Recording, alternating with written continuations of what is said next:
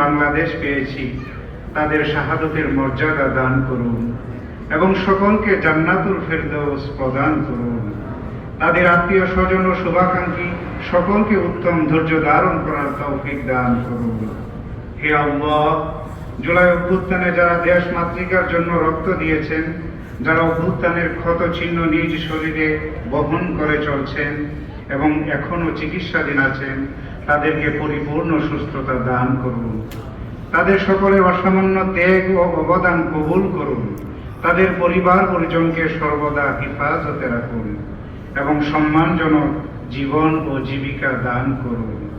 হে আল্লাহ, আমাদের দেশ ও সেনাবাহিনীর উপর আপনার রহমত ও সার্বিক কল্যাণ দান করুন।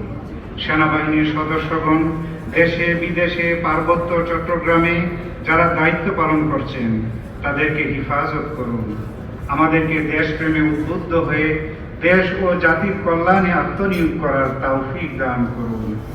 হে আল্লাহ, পবিত্র রমাদানের শিক্ষা আমাদের সামগ্রিক জীবনে মেনে চলার তৌফিক দান করুন। তাকাব্বাল মিন্না ইন্নাকা আনতাস সামিউল আলিম বিরহমাতিকা ইয়া আরহামার রাহিমিন।